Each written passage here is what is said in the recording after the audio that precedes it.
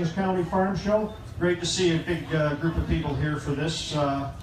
And the association is really happy to have this happen at our event here, because rural has to stick together, if you know what I mean. And it's nice that we can do things with the community here, and that's kind of part of why the Hastings County Farm Show exists. We want to promote Hastings County, promote the agricultural community, and help people out along the way.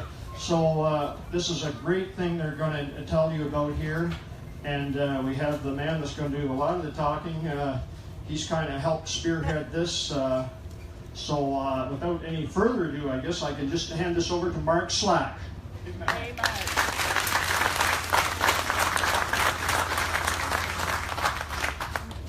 Hi folks, thanks for coming.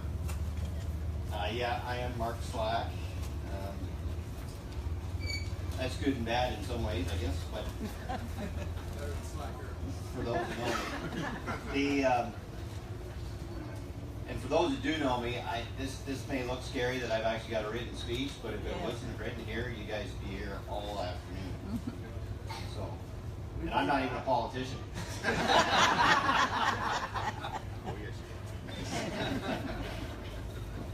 Anyway, at the Farm 911, the Emily project, I guess really got going about a year ago, and this is going to be the part where I'm going to be a little emotional, and excuse me for that, I guess. But when Scott and Angela had the accident with Emily, where the accident happened, the farm entrance was not marked. And the ambulance, first responders went by the entrance of the farm. And that, the description of that to me was, if you want to feel helpless, that would be it. So, I didn't know about that till quite a bit later. But Scott and Angela came to me and said, this is what's happened, and we think that there should be 911 signs on all farm entrances. And of course, I thought that was a great idea. I spoke to friends of mine in the police services and in the emergency services. I thought it was a great idea.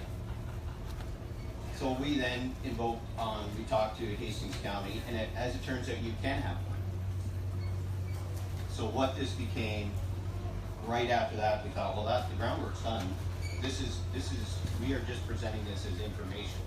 So we need to present the information to landowners, rural landowners, so that they can apply to the municipality and get 911 signs. So what we've done is we've assembled in a neat little brochure, everybody from the 4 counties, all the information is there. We have a website, and you can go to your local municipality, and some counties are providing the signs for free, some have a cost associated, and that's up to the individual municipalities. But the groundwork's done. So, and we started last October, and once again,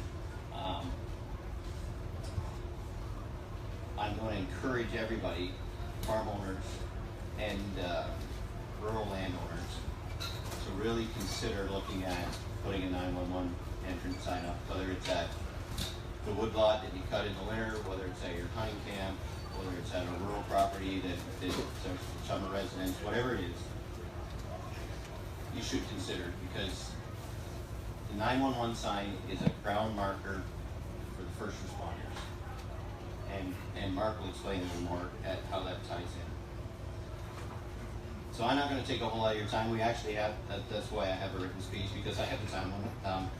But I'm going to go right to thank yous. And I'd like to thank Scott and Angela and the Trudeau family.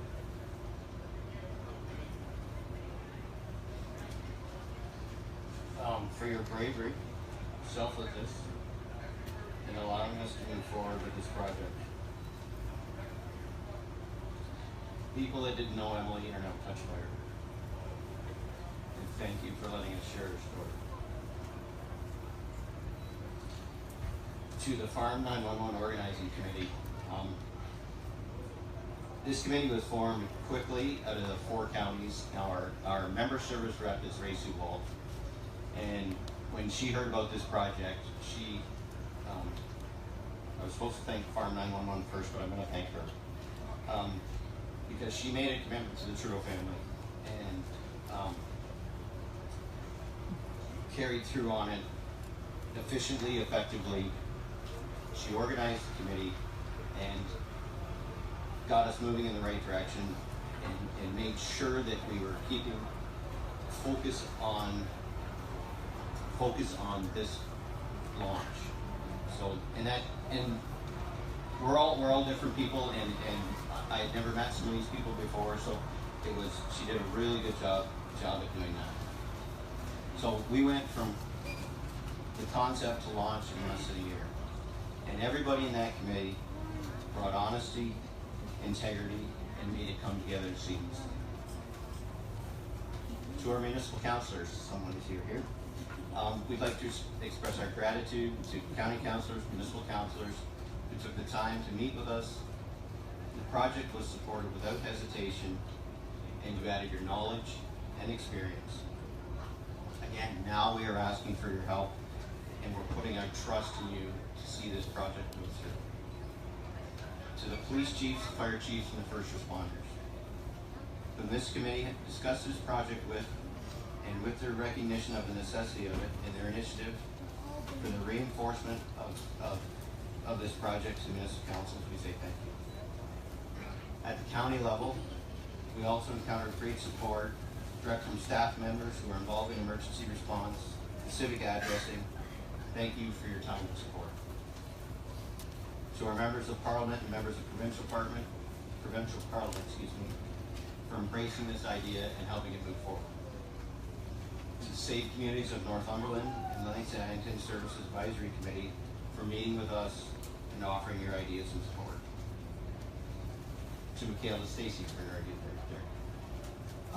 Of Egu Digital in Wellington for her work on the website. It looks great, thank you. To Market Hyad, thank you for your in-kind work. That logo was from Market Hyad. For great work on that. It looks great. We've had compliments on it already, and it's awesome. And I think it really reflects the project.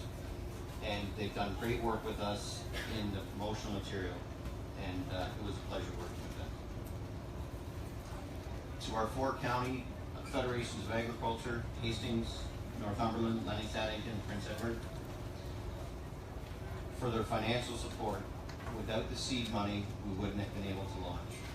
Now, anything like this takes money to start. So when we came to the 4 counties, we asked each of them for seed money to get things moving, and without hesitation, all 4 counties committed, pledged to us. We actually borrowed a secretary from Hastings, and he has worked fantastically with us, and thank you, Vince. Also, a big thank you for the Hastings County Plowing Match and Farm Show for allowing us to use this venue to launch the project. And to be honest, we didn't really ask at first. We just kind of assumed we were going to do this, and then we thought maybe we should ask, really. And when we showed up, nothing but full support, and we appreciate it, and your generosity is recognized. And I should apologize because I'm sure I've missed somebody. And so to everyone that supported the project, thank you. It's helped reaffirm our commitment to the project and help make all this possible. So now I'm going to introduce Mike Bosio, Member of Parliament for Hastings, Lennox-Addington. Mike has supported this project from the start. We thank him for seeing the good in this project and doing something about it. He's made people aware of this project outside of his jurisdiction, and we truly appreciate it.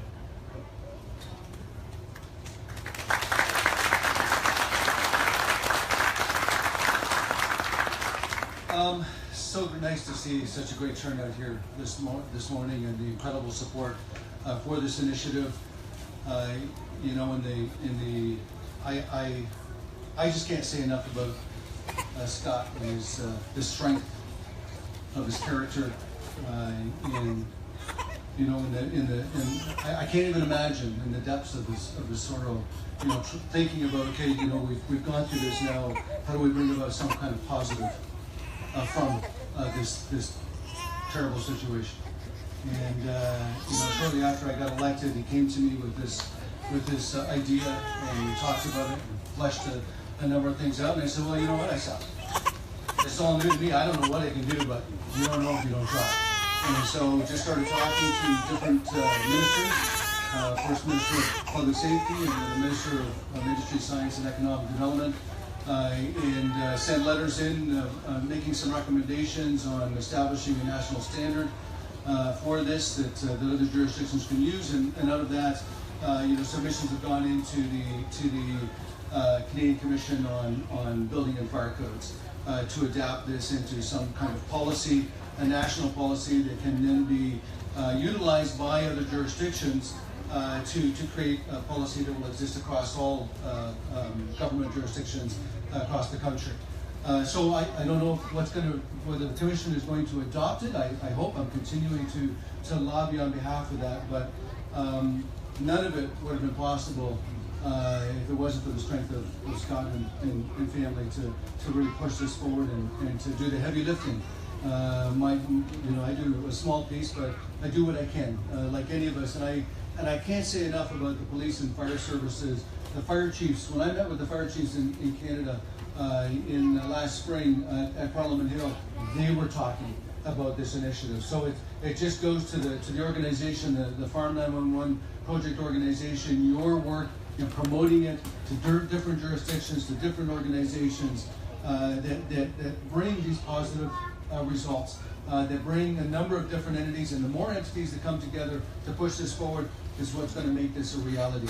I have to commend all of the municipalities so far that have already adopted this initiative and are ensuring that farms, honey camps, and other properties that don't have 911 signage today get it. Because let's face it, at the end of the day, what value do we put on a life?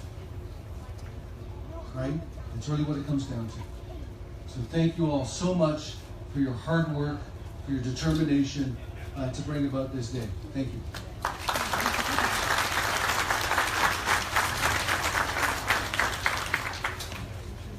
Thank you, Mike.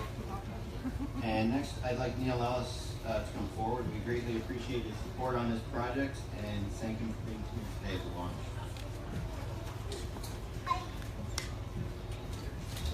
Thank you, and good morning, everybody. I'm sure everybody would agree that it's nice to be out in rural Ontario today, celebrating the launch of the Emily project. And when this came across my desk, and you know, it seems longer than a year ago, but to move this so quick with the volunteers and group, I commend all of you. And from a past role of being a part of an emergency organization as a mayor, you realize how important things are like this, but you know, you realize how people can make change. And for this not to exist before, when it came across my desk, it was a no-brainer to support. And I'm going like, you know, hopefully this can get done. It can get done sooner than later. And the champion of the support behind this today, you can see that this project is a project that is well past due. On the way to this morning out here, I was listening to Lauren Brooker, and there was somebody from the project promoting it, or the plowing match, and the airway and Lauren talking about it. It just makes so much sense, and I think so many of us didn't realize how important labeling. And I remember when the 911 system come in, and will date us all, that how many lives that saved, and this project even more. And it's about the visibility, and it's about awareness. So with that, I'd like to thank all our first responders, thank the group, the organization, and today we know together we can make our communities better. Thank you.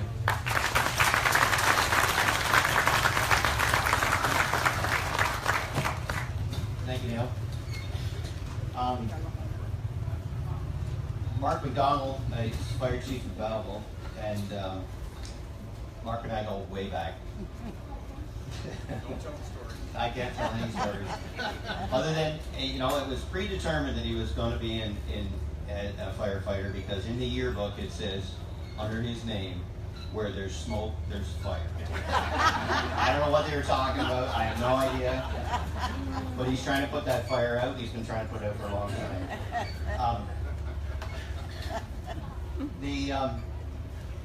Mark was one of the guys I called.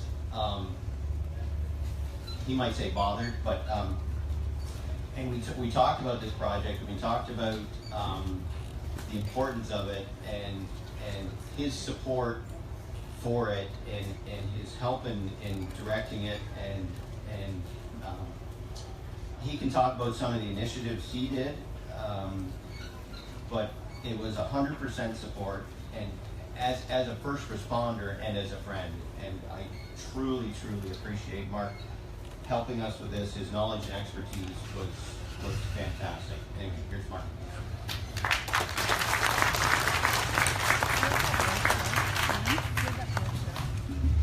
Boy, I'm really glad you stopped that story. That's all I'm gonna say.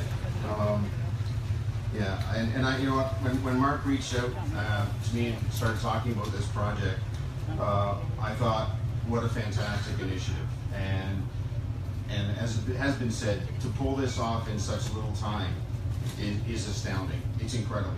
And hats off to the Farm 911 folks. You see them here today wearing their golf shirts. Thank them. They've done a fantastic job.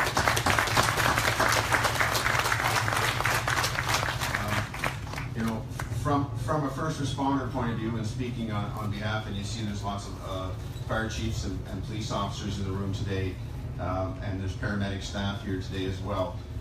You know, the three emergency services, we rely upon really good information so that we can get to the scene as quickly as we can. And the Emily project, you know, something very positive and something very changing is coming out of a tragedy. And often, unfortunately, in the emergency services, it takes a tragedy for us to realize there's a gap.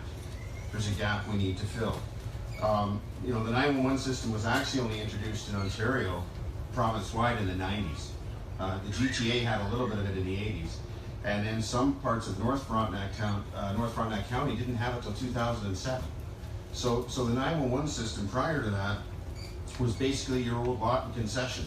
And the dispatch centers had a lot and concession map, and they relied completely upon the local knowledge of the responders to understand. And quite often, and I used to be a dispatcher back then, and you just say what the name of the family farm was at lot 10 concession 6, and then they would know to go to that farm, and then narrow it down from there. When we went to 911 with the Bell 911 system, we got enhanced information into the dispatch center. So at Belleville Fire Dispatch, we dispatch all of Hastings County except for Quinte West. Quinte West has their own dispatch system, and Prince Edward County has their own dispatch system, and of course Northumberland's out of Coburg, correct? Peterborough. So, and LNA is dispatched by Kingston Fire Dispatch. So when you call 911, your first call from this region, for the most part, is going to a location in Sudbury. Call Northern 911. And they're going to ask which of the three services you need, police, fire, ambulance. And then from there, it's downrouted down to our dispatch centers. If you've called from a landline, the information from your landline automatically populates the screen and gives us the address of where that call is coming from. And that has worked well, except now how many people have cell phones? So that Annie-Alley information we call is not being dumped into the system. So now it does triangulation of towers, or sometimes if your location services are turned on to your phone, they can narrow it down to probably the area the size of this tent. So it's still pretty good information. The challenge is that the GIS system is address-based in all the dispatch systems.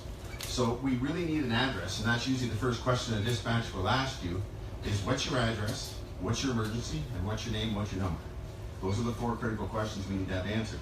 And the challenge with the 911 access, or the farm field challenges, or the back lot challenges, the hunting camp challenges, as Mark has talked to, is that may not be the most accurate information we have. And that's what the Emily project identified was the next gap in 911. And if we can get that address information into the first responders' hands more quickly, they're going to get to the scene more quickly. We have technology on our firefighters' hips today beyond the pager. They're wearing cell phones with applications that actually can show them the map of where that location is at. We have apps that will show us where our responders are coming from on a grid map, that we can see who's coming and how far they are away. So that's excellent information to get the responders there first. The most critical component of that is making sure that our guys have the accurate information. So the sign on the road that lets us know that every farm entrance, if there's a culvert that we can cross over, any address that's identified, we can get there quicker to make a difference. And so this is going to be a game changer for the first responders, because as Mark said, the feeling of helplessness or hopelessness, there's nothing more helpless a responder feels that they're driving around, they know there's an emergency somewhere, but they can't find it. And whether the police, the fire, the paramedics are responding, the quicker we can have the information, the better it is. And on a closing note, when you do call 911 and you ask for the ambulance, they may dispatch an ambulance, but the ambulance centers are dispatched out of 3 locations in this region: Brentford, Lindsay, and Kingston. So it's not a local dispatch system. We may or may not get the information at the fire hall or the police station. So pick up the phone and make another call to the fire service to make sure your local first fire responders are aware that there's a call in the area. And that'll further reduce the delay. Because we're working on the communications between the services, but sometimes there is challenges in getting that information relayed accurately across. And quite often a fire first responder may be the first person on the scene to provide an accurate update to the responders, and then dispatch can tell the other services what they can expect when they arrive. So once again, in closing, I just want to thank the Farm 911 committee team that did an excellent job. I think this is going to really result in reduced response times, and it'll really make a difference in the lives of people. Thank you.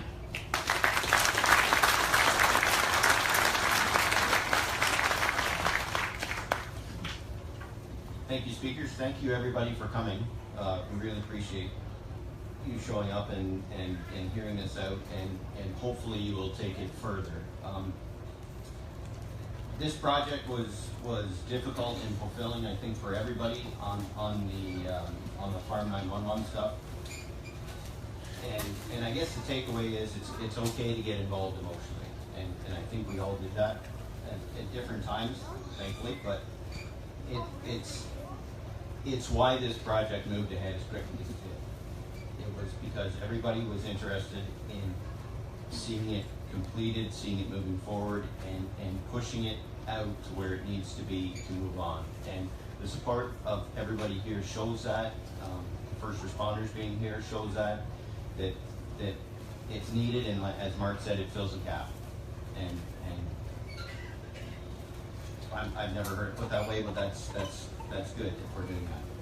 Right now, we're going to have a ceremonial 911 sign erected at the OFA tent, and Scott and his family are going to do that for us.